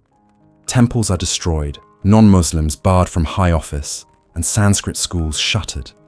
You feel the cultural chill settling in like fog. Now historians still argue whether Aurangzeb's policies were purely religious or more about political control. Was he a devout zealot or simply using piety to consolidate power over a vast, diverse empire? The debate rages on. His defenders point out he funded some Hindu temples and employed Hindu generals. His critics, however, cite the destruction of over 1,000 temples as a smouldering counterpoint. Here's a fringy little tidbit for you. Aurangzeb used to copy the Quran by hand, painstakingly for sale. Not because he needed money, he was fabulously wealthy, but because he believed labor purified the soul. Imagine the emperor in his spare time, hunched over parchment, scribbling verses, while his ministers begged for his attention. But the real cruelty lies in his militarism. Aurangzeb waged constant war against Rajput's Maratha Sikhs and even former allies. The Maratha resistance led by the charismatic Shivaji would become legendary. You riding with Aurangzeb's armies, watch tens of thousands march southward deeper into the Deccan Plateau. Cities fall, villages burn. The war grinds on for 27 years. 27. That's older than your favorite Netflix password. During this campaign, Aurangzeb reportedly lived out of a tent for over a decade, sleeping on bare floors, fasting often, and praying 5 times a day. A man who saw comfort as a weakness, even as he razed whole regions to maintain control. The Sikhs too felt the weight of his wrath. He executed Guru Tegh Bahadur, the 9th Sikh Guru, in 1675. Beheaded in public for refusing to convert. His son Guru Gobind Singh would go on to militarize the Sikh community into the powerful Khalsa. Some historians call this execution the moment Aurangzeb sowed the seeds of an empire's undoing, and while his empire swelled, his personal life withered. He outlived almost everyone he loved. His sons rebelled. His court, once full of art, dance, and music under his father, turned grey with puritanical silence. Musicians fled, artists starved. Even the once glorious Mughal architecture slowed to a trickle more fortress than flourish now, and yet the man worked endlessly. He wrote over 30 handwritten Qurans, maintained one of the strictest royal schedules on record, and rarely missed a prayer. He banned alcohol, forbade music, criminalized prostitution. The Mughal court began to resemble more of a mosque than a palace, but inside that marble shell decay brewed. His constant warfare drained the treasury. The empire, too large to control, frayed at the edges. Rebellions flared like brush fires. You can feel the empire straining, pulling apart. And Aurangzeb, he keeps pushing, never stopping, never smiling. In his final years, he becomes skeletal, almost ghost-like. His letters turn philosophical. He writes, "I came alone, and I go as a stranger. I do not know who I am, nor what I have done." Not exactly the uplifting pep talk of a retiring CEO. He dies in 1707, aged 88, buried in a simple grave without a grand tomb per his wishes. No domes, no gold, just dirt and a flat stone. Maybe he thought humility would cleanse his soul, but history doesn't forget so easily. Aurangzeb's reign is still fiercely debated in India today. Some see him as a pious ruler who brought discipline and expansion. Others view him as a tyrant who destroyed the Mughal legacy with his intolerance and endless wars. You step back from his quiet grave. There's no grandeur here, just the chirping of birds, the rustling of leaves, and somewhere far off, the echoes of a man who ruled everything and died alone. His empire would unravel within 50 years. His name still feared, still controversial, still whispered in schoolbooks and shouted in debates. You walk away slowly. The man who held all of India in his palm never let anyone forget the cost. The path ahead twists westward again, back into Europe, where castles loom like scars across green hills. Tonight you slip past ivy-covered stones and torches burning low. Your breath fogs the cold air, and there in the moonlight you see him, cloaked, imposing, dressed for war more often than peace. This is Vladislav II of Wallachia, but you may know him better by a darker name passed down through whispers and campfire tales, Vlad the Impaler. Yes, he's real, and yes, the legend only scratches the surface. Now you might be thinking, wait, didn't we already meet Vlad III Dracula? We did. But this is his cousin and rival, Vladislav II. And while he didn't get the Hollywood fame, he matched Vlad III in cruelty step for bloody step. The two of them locked in a seesaw of betrayal, revenge, and throat-cutting diplomacy, fought over the same patch of land, Wallachia, a small but strategic territory between Hungary and the Ottoman Empire. Think of it like the Netflix password of the 15th century. Everyone wanted it, no one could keep it for long. Vladislav II rules 3 times between 1447 and 1456. His grip always just a bit too slippery. Each time he seizes power, the countryside groans under the weight of executions, purges, and paranoid crackdowns. He doesn't just kill enemies, he obliterates families. Entire noble lines vanish overnight. You wonder how he keeps the list straight. Mainstream historical fact. In 1447, Vladislav II rises to power after the murder of Vlad Dracul, Vlad the Impaler's father. That alone sets off a generational feud steeped in blood and spite. Vlad III escapes, goes into exile, and begins plotting his return, while Vladislav solidifies his own rule through executions and an uneasy alliance with Hungary. But alliances are fickle, especially when you build them on bones. Vladislav had a knack for playing both sides. To the Hungarians, he promised loyalty. To the Ottomans, he offered tribute. But when both demanded more, he answered with violence. His enemies tortured and mutilated. Villages suspected of harboring rebels burned to ash. And then Vlad returns. In 1456, Vlad the Impaler launches a surprise invasion, catching Vladislav completely off guard. The two cousins finally meet in open battle near Târgoviște, and you can feel the tension like a blade at your neck. Here's the twist: they duel personally. 2 armored men circling in front of their armies, each driven by years of betrayal. Steel clashes, horses scream, and Vlad wins. He kills Vladislav on the battlefield, possibly with his own hands, and reclaims the throne. Fringe tidbit. According to a few chroniclers, Vladislav's body was left to rot on the battlefield, deliberately. A message to any would-be challengers: the price of power here is not just death, it's humiliation. Now let's zoom out for a moment. Wallachia during this time is a pressure cooker. Caught between Christian Europe and the expanding Muslim Ottoman Empire, local rulers don't have the luxury of diplomacy. Every year you either pay tribute or get invaded. And if you're weak, your head ends up on a spike. Vladislav II's rule reflects that desperation. He isn't just cruel for cruelty's sake. He's trying to survive like a man holding a rabid dog by the throat. But the problem is, when you lead with terror, you teach others to rule the same way. He didn't just make enemies, he manufactured nightmares. And yet historians still argue whether Vladislav II was any crueler than the times demanded. Some records paint him as a just ruler who punished corrupt nobles and enforced the law with a firm hand. Others say he was paranoid, merciless, and every bit the monster Vlad III became famous for. There's one obscure account, a tattered letter barely legible, that claims Vladislav once drowned an entire rebel village by diverting a river. No spike, no fire, just silence. You picture it now: water rushing screams, muffled homes, swept away like leaves. That story's still debated, but what's clear is this: Vladislav II ruled with fear, and in the end, fear turned on him. When you trace his bloodline, there's almost nothing left. His descendants, if any survived, fade into obscurity. No grand tomb, no epic poems, just a few scorched pages in dusty archives, and the legacy of a man eclipsed by his own cousin's shadow. Still, if Vlad the Impaler hadn't been there to outshine him with all those Hollywood stakes and capes, we might remember Vladislav II as the nightmare prince of Wallachia. You step back from the muddy fields of Târgoviște, the echo of battle fading behind you. The air smells of rust and pine.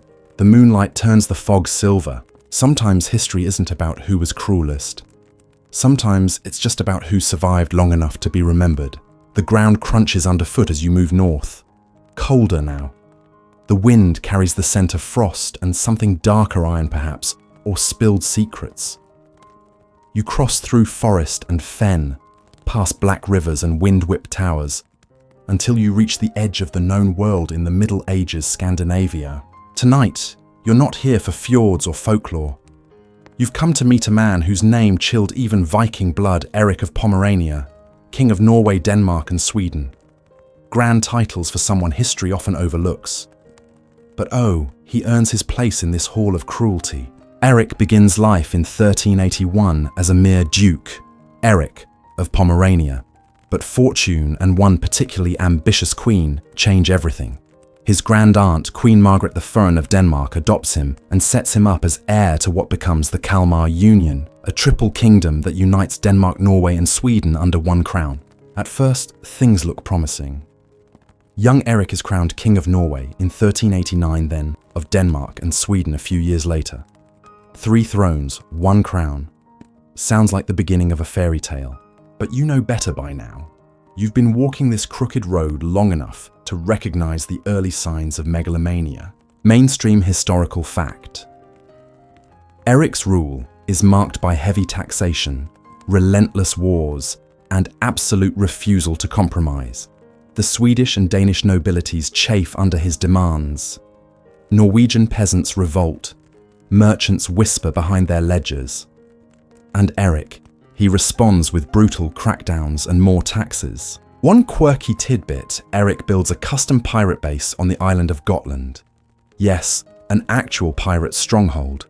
After being booted from Sweden and Denmark later in life, he runs a rogue fleet from this hideout raiding merchant ships and collecting tolls like a medieval Jack Sparrow, only with less eyeliner and more righteous fury. But during his actual reign, cruelty is the rule, not the exception. He dismisses advisors, alienates nobles, and starts executing dissenters, often in public, with methods designed not just to punish, but to humiliate. One Swedish noble is said to have been dragged through the streets in chains for days, then hanged upside down until he died from exposure. Another is locked in a stockade and force-fed salted fish with no water until his organs began to fail. You shiver.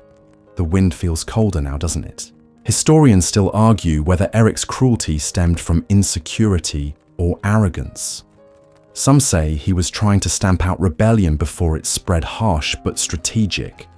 Others believe he simply couldn't handle the pressure of ruling 3 fractious kingdoms and lashed out at anyone who dared challenge his fragile ego. His political instincts weren't exactly sharp either. He supports the anti-pope Benedict XIII during the Great Western Schism, alienating the majority of Catholic Europe.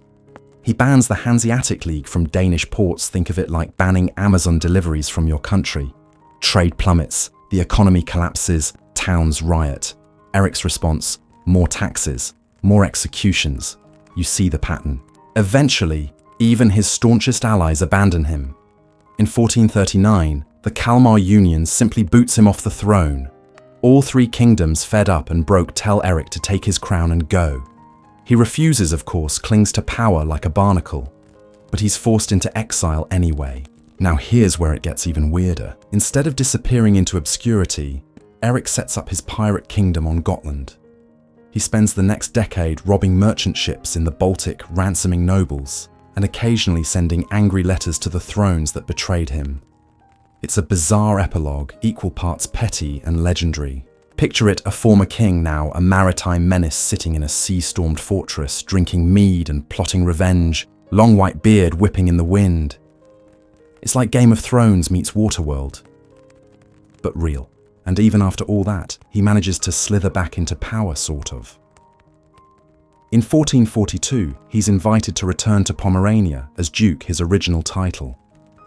He rules there until his death in 1459, probably still dreaming of reclaiming his triple crown. There's no dramatic death for Eric, no battlefield glory, no royal execution. He just dies, old, bitter and forgotten by the very kingdoms he once ruled. Yet the legacy lingers. In Sweden, he's remembered as Eric of Pommern, the tyrant who taxed and tormented. In Denmark, he's the failed successor who squandered a powerful queen's legacy. And in Norway, well, they barely speak his name. But step onto Gotland today and locals might still tell tales of the exiled king who became a pirate, who turned royal disgrace into a second act of defiance, who proved that even when the crown is taken, the sword can still be sharp. You stand on a cliff overlooking the Baltic Sea. The waves crash against the rocks below.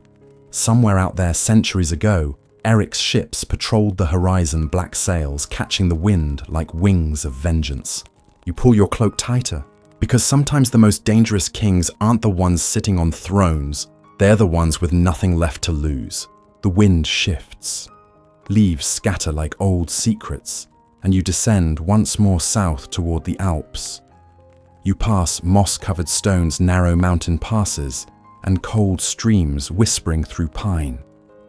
And then at last, the foothills give way to something colder, harder medieval Italy, land of city-states poisoned wine and dynasties as ruthless as they are rich. Tonight, you step into the gilded nightmare of Ezzelino III da Romano, one of the most feared warlords of the 13th century. The man Dante himself placed in hell in the Divine Comedy, and not just anywhere, the river of boiling blood reserved for tyrants. Yes, that's the caliber of cruelty we're dealing with. Ezzelino rules northern Italy like a medieval Darth Vader. He begins his climb to power as the son of a minor noble in the Veneto region. Smart, educated, fluent in Latin. But where other boys dream of glory, Ezzelino dreams of control. Cold, calculating, and deeply devout in the creepiest way possible, he believes God has chosen him to purge the world of sinners by fireblade and siege engine. Mainstream historical fact. In the 1230s, Ezzelino allies with Emperor Frederick II, the Holy Roman Emperor himself. Frederick grants Ezzelino vast power as his vicar in northern Italy, giving him command over cities like Verona, Vicenza, and Padua. These aren't just towns, they're economic engines, cultural centers, and dens of rebellious nobles. And Ezzelino treats them like his personal hunting grounds. You ride into one of these cities with him. At first the people cheer, maybe this new lord will be better than the last. Spoiler, he's worse. The executions start immediately. Nobles are arrested for vague conspiracies, their lands confiscated, their families imprisoned, sometimes burned, sometimes blinded, sometimes locked in towers without food or light until madness sets in. Ezzelino doesn't do mercy. He collects enemies like trophies. Fringe tidbit. One tale claims that in the town of Feltre, he massacres 11,000 people in a single campaign, including women and children. That number is still debated, but the scale of his violence is not. He turns castles into charnel houses, makes monks dig their own graves, builds underground dungeons so packed with prisoners the air turns toxic. And the worst part, he keeps it all eerily organized. This isn't chaos, it's cruelty with a filing system. Historians still argue whether Ezzelino was a religious fanatic or a political genius or both. Some say he genuinely believed he was purging the wicked to prepare for Christ's return. Others argue he was simply using theology as a smokescreen to consolidate power. There's this chilling moment, a letter written in his own hand where he refers to himself not as Lord, not as Count, but as the scourge of God. Not even pretending to be nice. He sees himself as a tool of divine vengeance. And yet cities submit to him. Why? Because resistance means annihilation. Period. Ezzelino builds an army of German mercenaries loyal only to him and pays them well.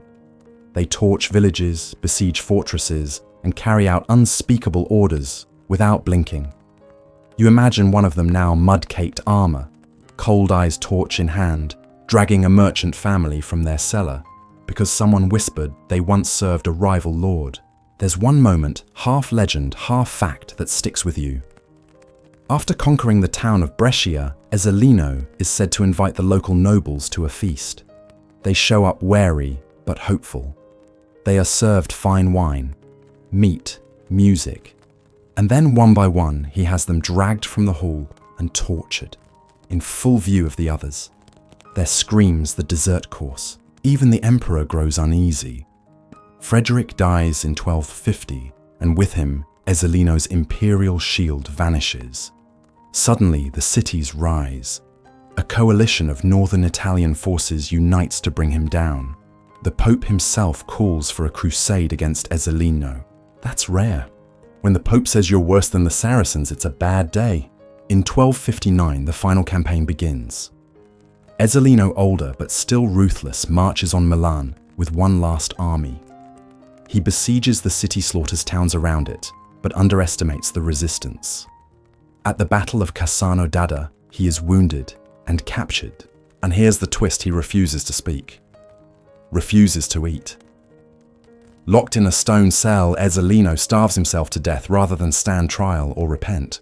You wonder if it was pride or fear, or just the final act of a man who would rather die than admit defeat. After his death, his body is buried quietly. No monument, no ceremony.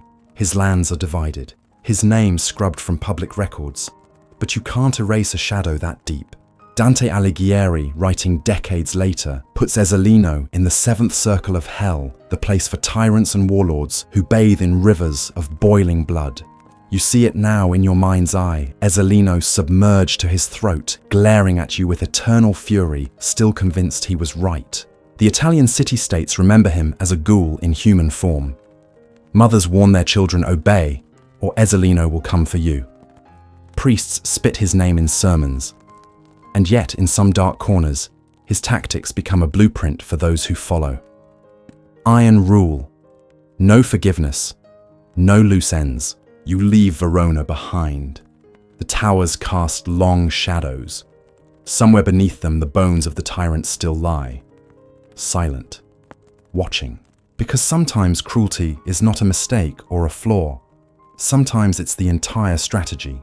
You follow a dusty road now crossing into arid plains tinged with gold, where the sun presses down like judgment and time feels brittle. The wind picks up grit from the earth. History here has sharp edges. You're in the Balkans now, where empires collide, borders bleed, and one name echoes, like a curse whispered across generations: Vlad III, Dracula the Impaler. Yes, that Dracula. You've heard the vampire stories, capes, bats, castles. Forget all that. Tonight you meet the real man. And believe me, the truth is far darker than fiction. Vlad was born in 1431 in Transylvania, the son of Vlad II Dracul, a noble tied to the Order of the Dragon, a chivalric league sworn to defend Christendom. So Dracula literally means son of the dragon. That's cool. Until you realize the real dragon here is Vlad himself. As a boy, Vlad is handed over to the Ottoman Empire as a hostage, standard noble practice. He spends his formative years in enemy territory, a political pawn kept alive, only so long as his father behaves. He learns languages, strategy, swordplay, and vengeance. Lots and lots of vengeance. Mainstream historical fact: Vlad rules Wallachia, a region in modern-day Romania, 3 separate times between 1448 and 1476. His reigns punctuated by exile, betrayal, and most famously, an obsession with impalement. And yes, it's exactly what you think it is. But this wasn't mere cruelty. Vlad used terror as statecraft. He understood something most kings didn't fear is efficient. You don't need a garrison if your reputation does the work for you. One fringe tidbit. In 1462, as the Ottoman Sultan Mehmed II invades Wallachia with a massive army, he finds a forest of impaled corpses, tens of thousands of them staked upright and rotting under the sun. It's not just horrifying, it's psychological warfare. Mehmed reportedly turns back without fighting. Who wants to conquer a man who does that to his enemies? And Vlad's victims aren't just invaders. They include local boyars, nobles who betray him, German merchants who defy his taxes, and even peasants he suspects of disloyalty. There's a legend part, apocryphal part, likely true of Vlad, inviting feuding noble families to a grand feast, locking the doors, and having the entire hall set on fire. No messy trials, just ash. Historians still argue whether Vlad was a patriot or a psychopath. Romanian folklore paints him as a hero who fought for independence, resisted Ottoman rule, and defended Christianity. Western sources, especially German and Hungarian ones, describe him as a blood-soaked monster driven by paranoia and sadism. The truth lies somewhere in the middle, Or maybe both are true. You trudge beside him now, his armor blackened a stake strapped to his horse. He's not a large man, but there's a stillness to him that screams danger. His eyes don't blink when he speaks. His men adore him or fear him enough to obey. It's hard to tell which is which. There's one account that says Vlad would place a golden cup at a central fountain in Targoviste, his capital. Anyone could drink from it without fear of theft. Why? Because the penalty was impalement. And the cup was never stolen.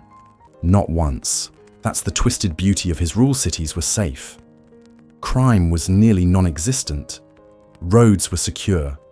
He rebuilt churches, minted fair coinage, and insisted on honesty from tax collectors. He was a brutal tyrant, yes, but a competent one. And yet betrayal always circles back. In his later years, Vlad is captured, imprisoned, and ultimately betrayed by allies. He returns to power briefly, but is killed in battle in 1476. His head is sent to the Sultan in Constantinople, pickled, according to one account, as proof of death. No one knows exactly where his body lies. His supposed grave at Snagov Monastery has never yielded remains. Some believe his bones were moved. Others whisper darker theories that Vlad walks still. That's the thing. Dracula never quite dies, does he? The vampire myth emerges centuries later, heavily inspired by Vlad's legend. Bram Stoker borrows the name and a taste for blood, but the real man was never undead. He just understood that fear lingers longer than flesh, and so it does. In Romanian schoolbooks, he's taught as a protector. In tourist brochures, he's a spooky attraction. But in the shadows of ruined castles and blood-soaked fields, Vlad the Impaler remains something else, a warning. Because when a ruler believes cruelty is a virtue, the crown becomes a weapon. You stand now at the edge of one of his forests. The stakes are gone, but the earth remembers. The wind carries his name, and you finally understand why the Ottoman army turned back. Your journey turns north now into the frostbitten veins of Scandinavia, where daylight is brief and memory long. The sky bruises with cloud, and you cross lakes so still they seem carved from glass. Here in the kingdom of Sweden, beneath crowns and battle axes, lives a name etched in dread, King Erik XIV. Born into the glittering chaos of royal ambition in 1533, Erik is the son of Gustav Vasa, the man who freed Sweden from Danish rule and founded a royal dynasty. Erik grows up in the shadow of revolution, raised to believe he's special, chosen even. And that belief, it grows teeth. Erik becomes king in 1560.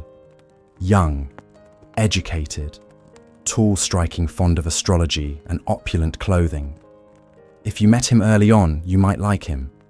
But look a little closer and the cracks begin to spider. Mainstream historical fact. Erik XIV's reign is dominated by paranoia, made worse by a bitter rivalry with the powerful Stura family Swedish nobles with ties to the former regime. Erik fears plots everywhere in his court, in foreign embassies, even within his own bloodline.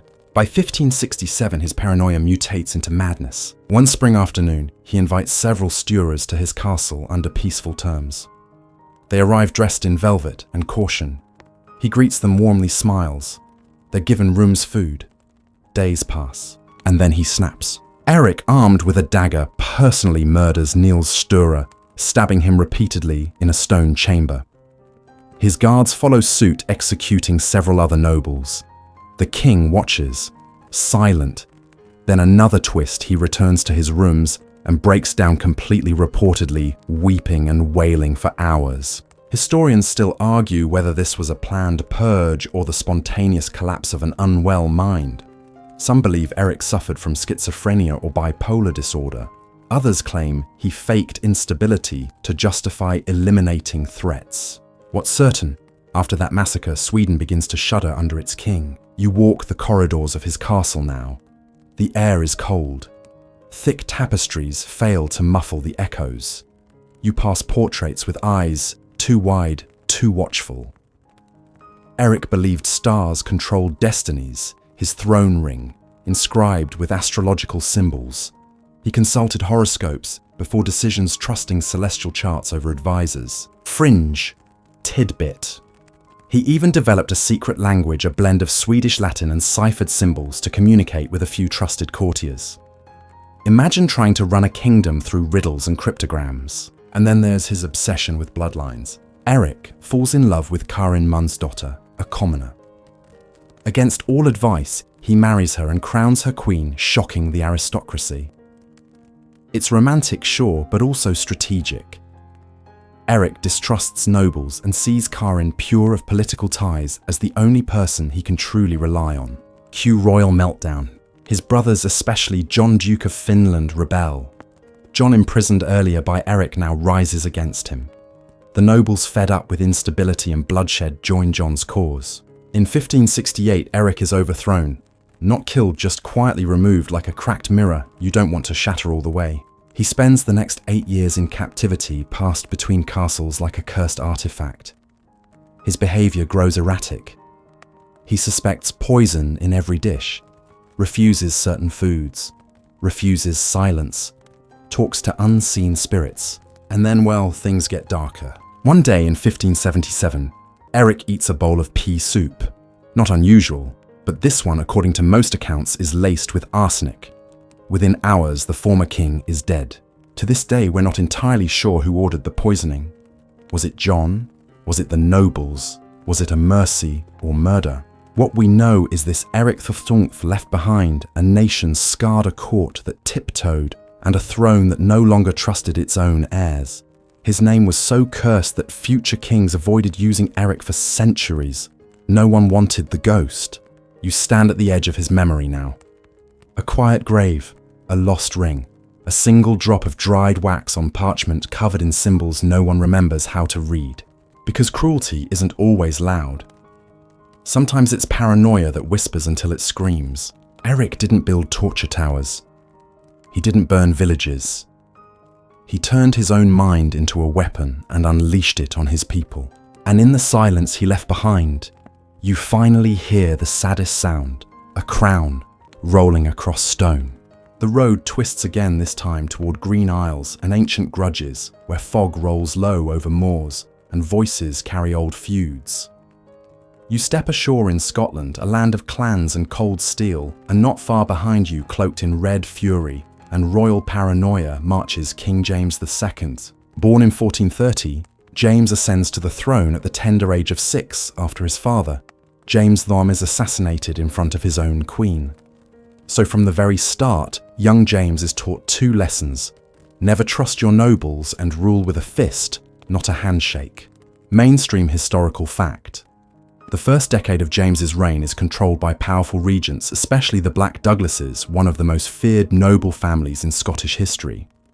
They were rich, militarily strong, and often just better at kinging than the actual king. So when James comes of age, he sets out to break the Douglas grip. But not by politics, oh no. James prefers blunt solutions. One evening in 1452, he invites William VIII, Earl of Douglas, the most powerful man in the kingdom, to Stirling Castle for peace talks. What a lovely idea. Fringe tidbit. Before the meeting, James swears on a holy relic that William will leave unharmed. Religious relics were like the lie detector tests of the day. And then James personally stabs William to death at the dinner table.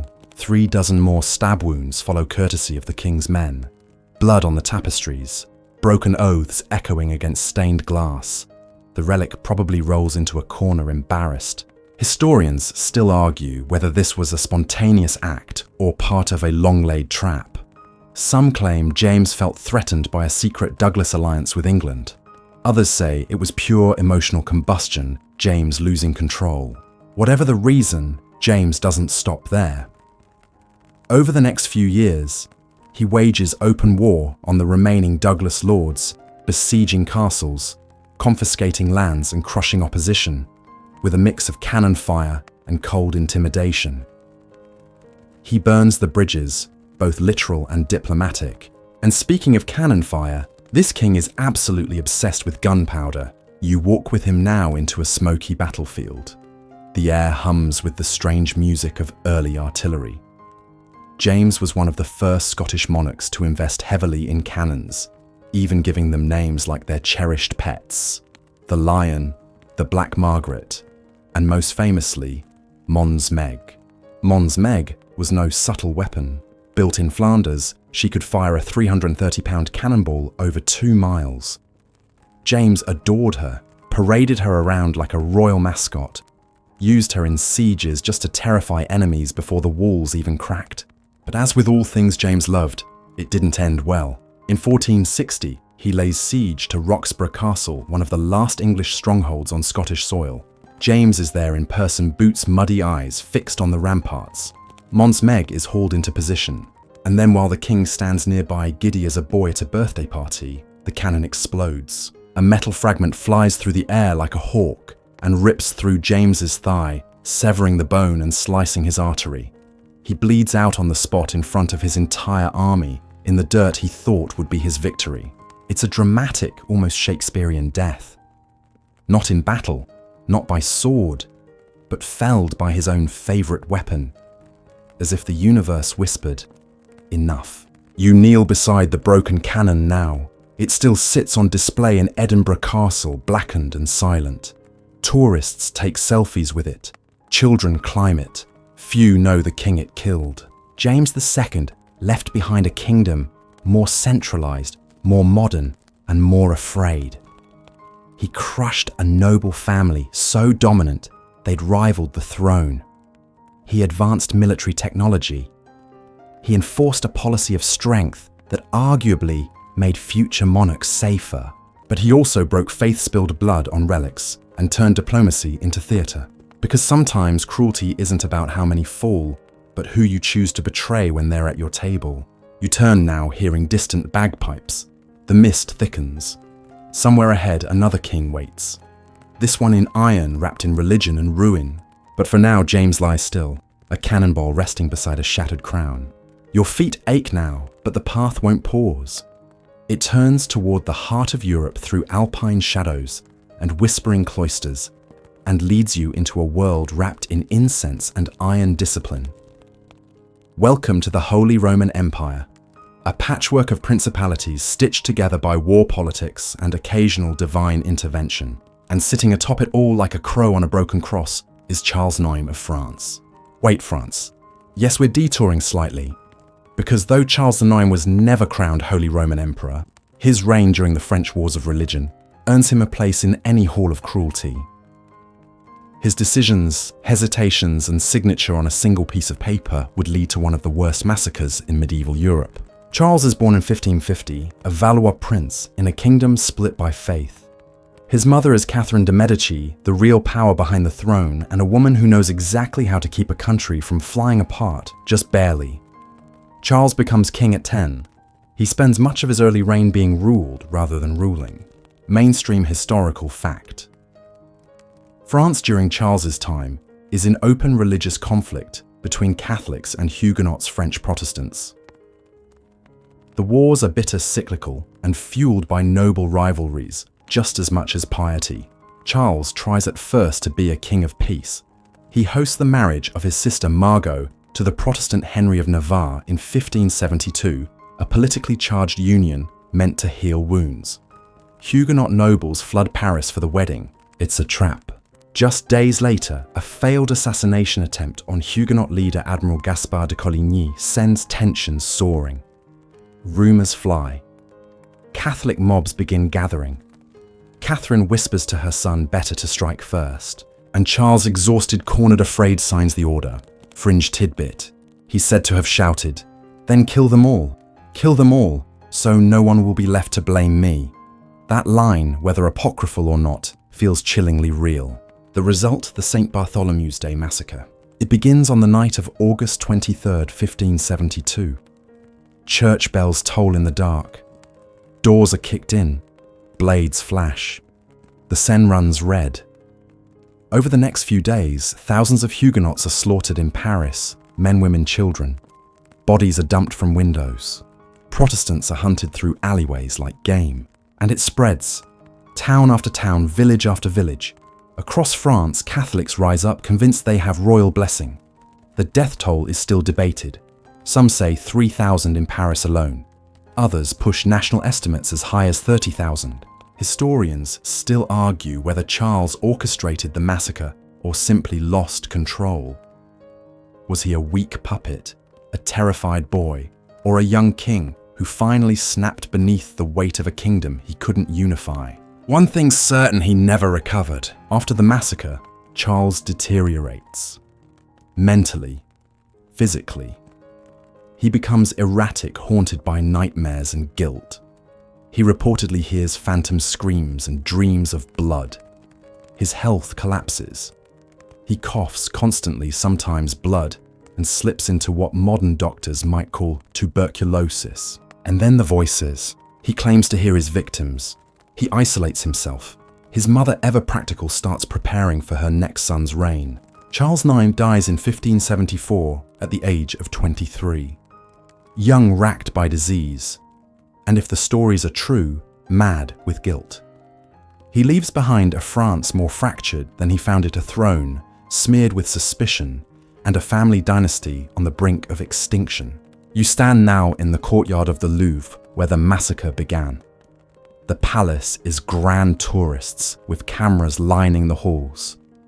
But you look at the windows above and imagine the flicker of torches, the hurried whispers, the first scream that shattered the night. And you wonder what's worse: a king who kills coldly, or one who signs a death sentence in fear, then listens to it echo for the rest of his life. Cruelty doesn't always come in black armor. Sometimes it's dressed in silk, shivering in the shadow of a powerful mother whispering yes when it should say no. You move on. The cobblestones still glisten. You push deeper into shadows now, where empires bleed into one another, and crowns are stitched together with conquest ambition and just a pinch of madness. The year is 1494. You're in Spain. The golden age of exploration is dawning, but within the towering palaces of Castile, a far older darkness takes shape. And at its center sits Ferdinand II of Aragon, ruling beside his infamous wife, Queen Isabella the Fairest of Castile. Ah yes, the Catholic monarchs. You've probably heard their names linked to grand shining things. The unification of Spain, Columbus's voyage to the New World, the glittering courts of a burgeoning empire. But behind the polished portraits and holy banners lies a reality stained with fear fire and forced conversion. Mainstream historical fact. Ferdinand and Isabella's marriage in 1469 unites two of Spain's most powerful kingdoms. Politically, it's brilliant. Romantically, let's just say their pillow talk probably included a lot of power mapping. Together they reshape Spain with one singular goal: religious unity. That sounds lovely until you remember that in their era, unity meant eradication of difference. In 1478, they create a weapon to enforce this vision, the Spanish Inquisition. Now, to be fair, they didn't invent inquisitions. The Catholic Church had been conducting them for centuries, but Ferdinand and Isabella, they industrialize it, institutionalize it, turn it into a roaring engine of paranoia and persecution. And guess who they appoint as its grand architect? Tomás de Torquemada, a Dominican friar with a taste for torment and a library of torture devices. You creep now through the narrow corridors of a 15th century tribunal chamber. The air is thick with candle smoke and whispers. The accused are converted Jews and Muslims, conversos, and Moriscos suspected of secretly practicing their old faiths. Fringe tidbit. Some people were accused based on whether they ate chickpeas, which were considered suspiciously Jewish. Yes, chickpeas. Trials are secretive, torture is routine, confessions are extracted with pliers, ropes, racks. Even the innocent often confess just to stop the pain. Once convicted, you're paraded in the auto da fe, a public ritual of penance or punishment. Sometimes just a sermon, sometimes the stake. Ferdinand and Isabella don't micromanage the torture, they don't need to. They just approve the machinery and let it run. And run it does for centuries. Historians still argue the exact death toll of the Inquisition. Thousands, tens of thousands. What's certain is that fear becomes a form of governance and cruelty becomes policy. But Ferdinand's grip doesn't end at religion. In 1492, the same year Columbus sails west, Ferdinand and Isabella expel all Jews from Spain. Not convert, not coexist. Expel. Estimates say 200,000 people are forced to flee, many stripped of possessions, forced to choose between faith and survival. Some convert. Some perish on the road. Some vanish into the pages of forgotten family trees. This is where modern Spain is born, not just in ships and gold, but in smoke and silence. And yet Ferdinand isn't done. After Isabella's death in 1504, he clings to power, marries again, schemes in the shadows to control Castile. His daughter Joanna Juana la Loca becomes queen, but her mental instability and Ferdinand's lust for continued power mean she's essentially imprisoned, declared unfit to rule. Historians still argue whether Joanna was truly mad or simply a political inconvenience. Some letters suggest grief, others hint at manipulation. What's clear, Ferdinand uses her instability to claim regency and continue his rule, brushing aside even blood to hold the reins. He dies in 1516, his legacy vast. He set the foundation for the Spanish Empire. He funded voyages that would redraw the globe, and he unleashed institutions that would spread terror from Seville to Lima. You sit now beneath the arches of Granada's Alhambra, once a jewel of Muslim Spain, now hollowed out and Christianized under his rule. The tiles still shimmer, but the water in the fountains seems quieter, as if mourning all it has seen. Ferdinand wasn't the executioner. He wasn't even always the voice calling for blood. But he was the architect, the approver, the builder of systems so cruel they became self-sustaining. Cruelty doesn't need to wield the blade. Sometimes it just signs the law and steps aside. And so Spain marches forward, into gold conquest and deep shadows. You follow now past parchment maps and smoke-darkened halls. One more king awaits. And now you come to the end of the line, past crumbling battlements and whispering ruins, through centuries of crowned savagery and velvet-lined betrayals. One final king stands at the edge of this long procession, Vlad III, Dracula, better known to the weary modern mind as Vlad the Impaler. You hear the name and your imagination bolts straight to fangs, capes and coffins. But tonight there's no gothic fantasy, just a man born into chaos, sharpened by war and remembered in equal parts as hero and monster. Vlad is born in 1431 in Transylvania, then part of the Kingdom of Hungary. His father, Vlad II, Dracul, is a member of the Order of the Dragon, a Christian knightly order sworn to defend Europe from the expanding Ottoman Empire. Dracula simply means son of Dracul. Mainstream historical fact: Vlad spends much of his youth as an Ottoman hostage alongside his brother Radu. Sultan Murad II keeps them as political insurance proof their father won't betray him. It's here that Vlad learns Turkish Islamic customs and the brutal calculus of empire. He also learns that mercy is rarely repaid. When Vlad returns to Wallachia to reclaim his throne, it's not with grand speeches or glowing pageantry. It's with blood. In a region caught between the Ottomans, Hungarians, Saxon merchants and squabbling boyars, nobles, Vlad has one governing principle: make an example. So he does again and again. The stories come in fast, like arrows in fog. Whole forests of impaled corpses planted outside towns to warn invaders. A banquet where he invites his scheming nobles, questions their loyalty, and then has them all stabbed and impaled. That's one way to clear the guest list. Fringe tidbit. One legend claims Vlad once dipped his bread in the blood of his victims, calmly eating lunch among a writhing field of dying enemies. Most historians treat this as wartime propaganda, but it's still printed in old Saxon pamphlets like twisted fairy tales. To the Ottomans, he is a menace. In 1462, Sultan Mehmed II, the same sultan who conquered Constantinople, marches into Wallachia with a massive force to unseat him. But one night the Sultan finds something far worse than any battlefield: a forest of over 20,000 impaled bodies, rotting in silence, stretching out for miles. Soldiers weep, horses spook. The Sultan retreats. And yet to many in Romania, Vlad is a national hero, a fierce defender of Christian Europe, a leader who didn't bow to foreign powers. His name is etched into folklore, not as a villain, but as a wall of fire that once held back an empire.